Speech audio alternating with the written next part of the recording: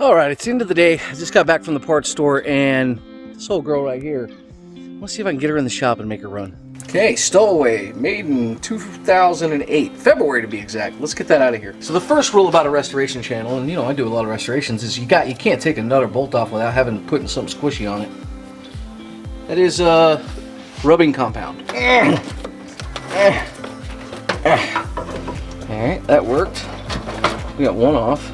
I gotta tell you, that white goop is really good stuff. Let's try to get this one off. Being an old truck, you gotta be careful and you have to use the right tools, okay?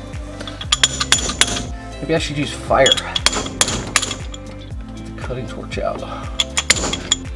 Alright, there we go.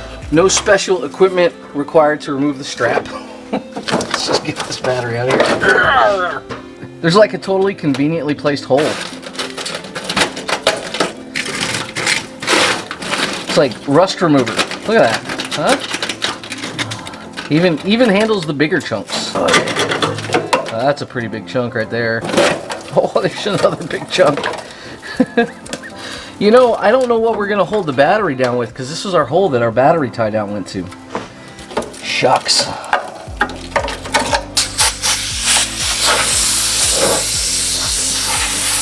So I've had this battery sitting on the floor overnight. Should work great. It's way too big, so that's even better. I think when we close the hood, it should give us a good arc. Help to smash the battery cables down. All right, cool. Let's clean these cables up.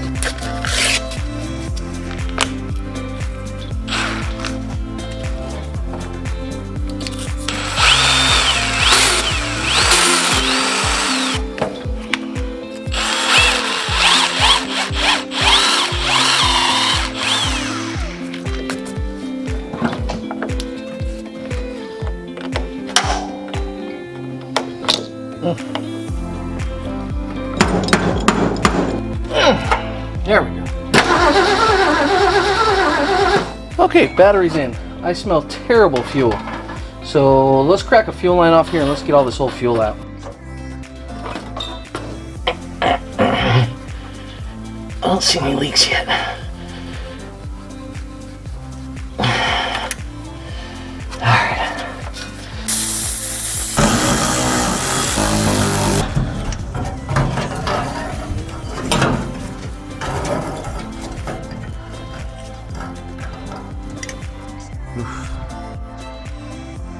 Well, that's not good. You guys don't get to see in the tank with me. Sorry.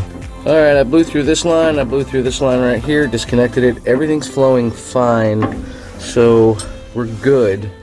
We don't have a sending unit, so we don't know how much fuel we have in there. We are going to end up taking this tank out and cleaning it, but not today. We're going to throw in a fuel filter and should take care of it for a little run. It honestly just wasn't as bad as I thought it would be. All right, we got a crusty little filter here. So I'm going to pop these two clamps off, get this filter changed, and see if we can get some fuel through here.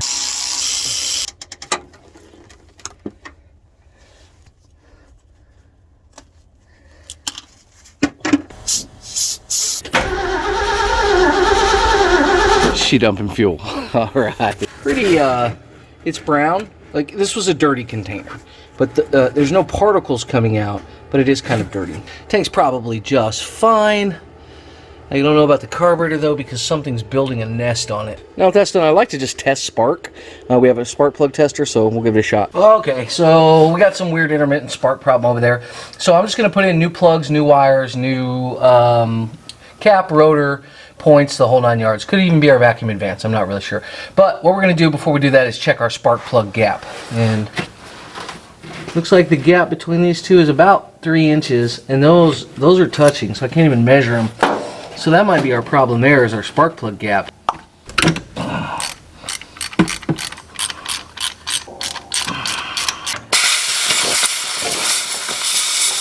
Okay, I've got the spark plugs lined up here from cylinders 1 through 8, and if you know what you're looking at, spark plugs can tell you a lot about what's going on the internals of your engine. If you look at these two spark plugs right here, they have 2 green rings on them, and the rest have blue rings on them. And that's about all I know about spark plugs. Got the plugs in, now we're going to throw on a new set of spark plug wires. Ah. Nope, that didn't work.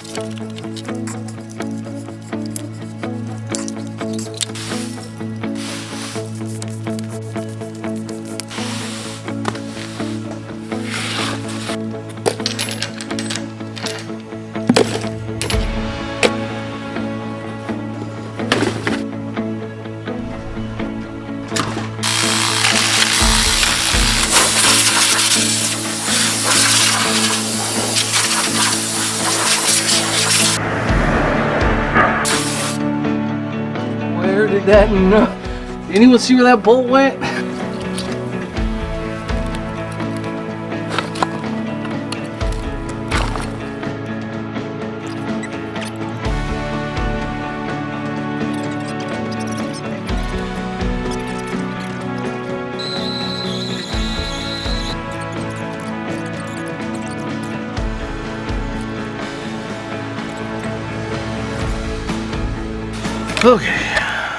Okay, usually I trust the firing order that it's in because I assume that it's good, right? So I checked the firing, or I just transferred over the components. Every single one of them was wrong. It was like one of the kids got in Grandpa's truck and changed everything. So this is going to be what I hope to be the first fire. All right, everybody, cross your fingers. Ready? Try 2 pumps of the fuel, see what happens.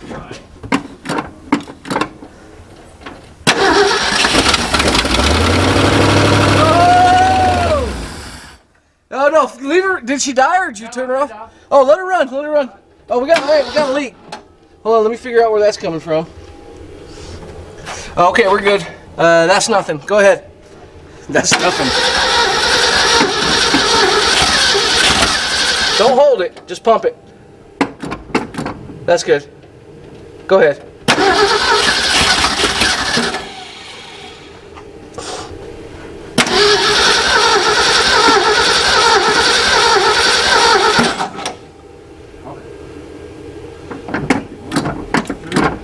Yeah, let's try it. Alright, yeah, she likes a little fuel in there. Pump her again. Give her a shot. Alright, go.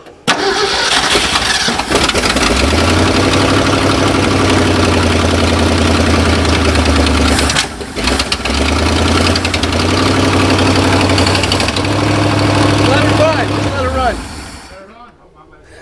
run. Hey, okay. Next time use the muffler. Just start it and then let it run.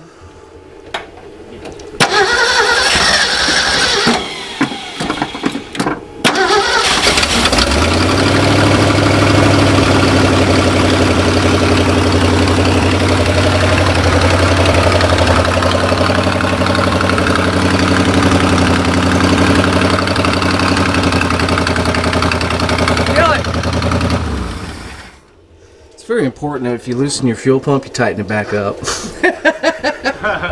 You know, I had a suspicion that I wasn't getting oil to the top end, and popped the valve cover off, and sure enough, man, a lot of these oil galleys coming out the rods, they weren't oiling. So I just took some brake clean and sprayed it in the holes. You got to be real careful. That's the chlorinated stuff. So if that vapor's off, you're looking for trouble. It's been running for a while, so the smoke you see is just from oil burning. But she's pretty nasty.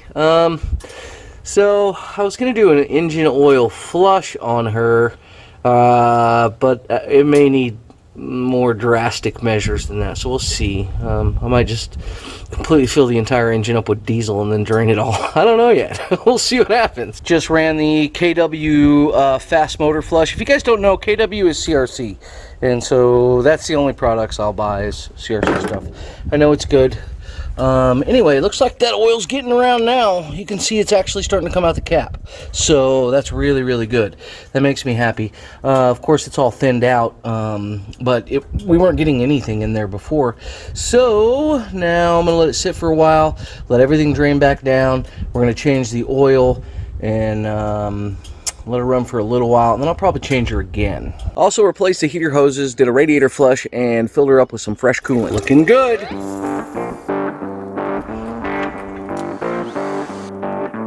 Beautiful brake job here, and replacing the wheel cylinders. The actual pads are fine, so we're not going to do anything with those. Take a gander at this beauty. What do you think?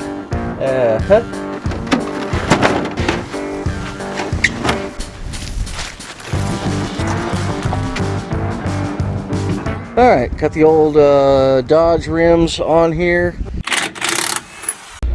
Okay. Jeez.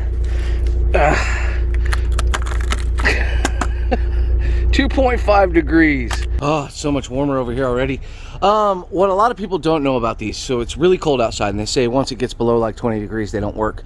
The Mr. Cool units have a defrost cycle. What'll happen is if it gets ice on it outside, the unit gets too cold, it will reverse cycle and it will heat up the outside unit, melt all the ice away, go into a defrost mode, and that doesn't take very long at all. That's on the DIY units too. It's a really, really cool function, but right now I'm standing in front of this thing and warm air is pouring out of it. Okay, she's at 76.5 and I'm showing 5.2 outside. I moved that thing into the sun, so that's helping out. Inside the shop, totally tolerable. Outside the shop, it's not. I can work in here no problem, and the air conditioners have just been, or the heaters have been turned on for just a minute. I got a warm shop during winter and a cool shop during summer. As always, I got links in the description if you want to heat or cool your own shop. Check out Mr. Cool. I just put another video out on the installation of these guys, so I'll put a link in the description for that as well. Go check it out. All right, we'll get this ice off of here just like that. See, that's how you do it. In case you're, you know, from the south and you don't know. Just hit it with a piece of PVC pipe. PVC pipe's really tough and it lasts really well in the freezing cold with pressure. It's really good stuff. All right, we're up under the truck now, and you can see it has like this tin can wrapped around it. Standard fix for an older truck, you know. But I'm gonna go ahead and weld it up. I've cleaned the pipe up a little bit, but it's not going to be much of an issue. The good thing about having a welder that does 110 and 220 is that I can pull it all the way outside, and when I'm doing small stuff like this I don't have to have 220, so it's awesome. Alright.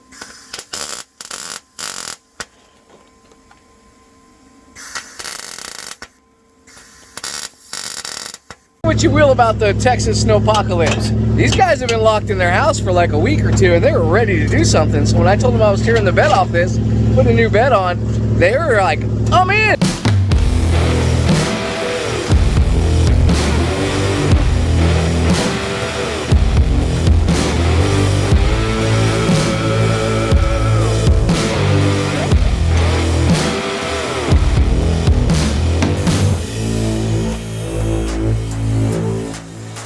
It's late at night, we're decking the truck, bad lighting, so you guys don't really get to see this. But so far we got a bunch of 2x10s right here, and I think we can fit a 2x12 here, and I happen to have one.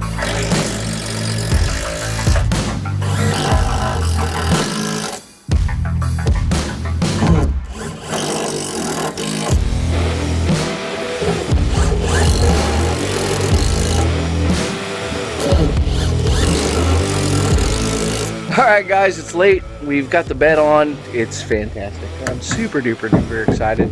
We got a lot of work to do tomorrow, so we're going to call it a night. And yeah, I don't know. I'm happy. I'm real happy. What is wrong with you, Texas? 93.6? That has to be in the sun. Let's go see where that little thing's at. It's just sitting right here.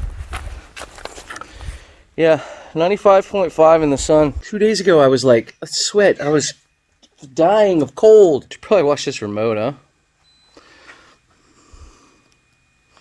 Come on. Oh, might need batteries. There we go. Okay, we're doing a little bit different of a finish on this. I just want to protect it, and boiled linseed oil works fantastic. So the problem is I don't have any mineral spirits, and when I was at the store, I swore I had a gallon. I don't. So I have a half a container of acetone, and I really want to thin this down so it soaks through the top really well. So I'm going to go ahead and thin it with acetone. It's not really recommended. It's probably a little too fast, especially in this sun. It will mix, though. Then this was like $8, and I bought this little sprayer to do it with, so let's have fun. Standard operating procedure, spill it everywhere.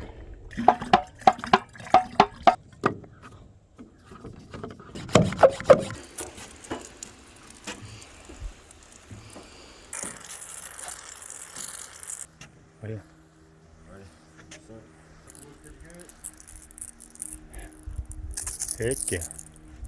First coat of boiled linseed oil is laid down. Hopefully it'll soak into the wood here in a little while, and we'll see. I mean, it's already soaking in, but then we'll add a full strength coat, and hopefully she'll do the trick. Okay, we're on our third coat of boiled linseed oil, and when I say third coat, it's not like I'm letting it dry and sink into the wood. Through capillary action, the wood wants to suck in moisture. You know, it's why wood swells when you get it wet, the whole 9 yards. So obviously boiled linseed oil wants to be inside the wood wants to boil linseed oil in it. It's a match made in heaven. Angels will sing at their wedding. But we want as much oil as we can get in there, and we don't want to stop the capillary action. We want to aid it. So what we do is we keep the surface wet. As long as the wood can absorb oil, it will continue to absorb it. Now, this is the third coat. I've kept it wet, and I mean, I just literally set that down 2 seconds ago, and you can see how wet some sections are, and then some are dry where it's pulling it in. So I just go back and I hit those. Here's in the sun, you can see it better. See all the dry spots? This was completely damp like 30 seconds ago. Okay, I think that's enough oil for now. We're just going to let it soak in. I'll show you guys what it looks like after it all soaks in. I'm standing on this sheet of aluminum that was on the bed originally, and I'm going to put it back up there. It's a pretty thick piece of aluminum. I mean, it's still sheet metal, but it's pretty thick, and it's going to help out with, you know, just making this wooden bed last longer. Eventually, what's going to happen is I'm going to turn this all into a steel bed. So, here we go. Now, it smells like boiled linseed oil and old gas. It's in like ancient car interior. It's an amazing smell. You guys that know what I'm talking about, it just reeks of freaking Americana. I love it. God, that stuff's already dry. That wood wants more. Lord, look at that. That's crazy. Truck's fired up. We're gonna go for a quick little ride. You're gonna hear a clicking sound. That's the PTO. There's Granny. Second. Oh, a little bit of a shudder.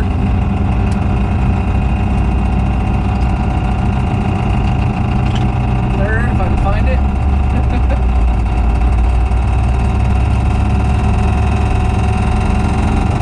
And fourth. I definitely got to get that PTO fixed. Just backing up. No power steering, but look, I mean, not a problem. Big steering wheel helps. Brakes work great. Shifter works great. Clutch seems to work pretty darn good too. No issues there. I say that, she's got a little shudder in her. We'll figure out if that's, that could be the clutch. We'll see. We'll just drive her for a bit. Oh, just a cool truck. Just a cool truck, man. Drives like a champ. We'll give her a little gas. Stutters a bit. Timing still needs work.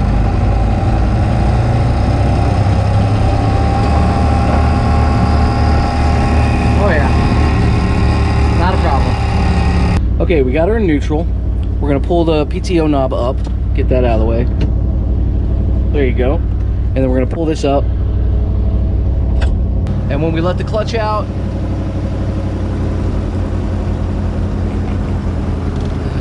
bed goes up.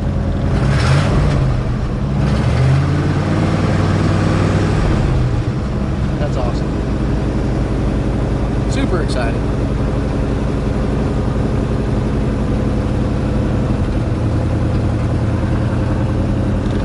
Push in the clutch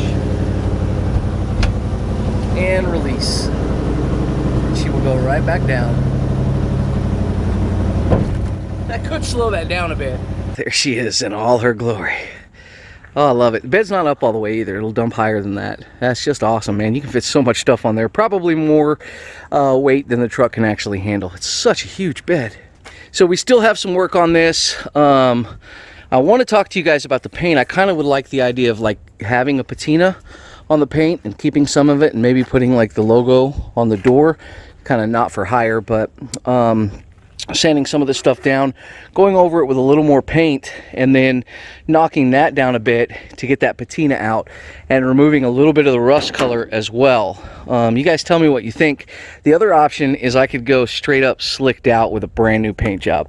Let me know in the comment section what you guys want to see on this truck. Now, the top boards and the sideboards have not been treated yet, and nor has the bottom. And you can see just from coming down the driveway, we've got mud and water and stuff spraying up here, so we definitely want to take care of that. Also, I need to get that aluminum sheet back up there. That's going to help to have things slide off the bed, and also with impact resistance. We don't want a bunch of craters in here. but I'm going to be gentle. It's got low sidewalls for a reason. It can't handle a big heaping mound. It's a very large bed. We do have some damage back here, so that needs to be repaired. We need to paint the rims. I have to get another mud flat for this side over here. We'll clean up the hydraulics. We'll pressure wash this. I'll get some Evapo-Rust gel, coat the entire thing with Evapo-Rust gel, all of this as well. Now, I did spray Oxfo on this, and that took care of the rust that was up on the top.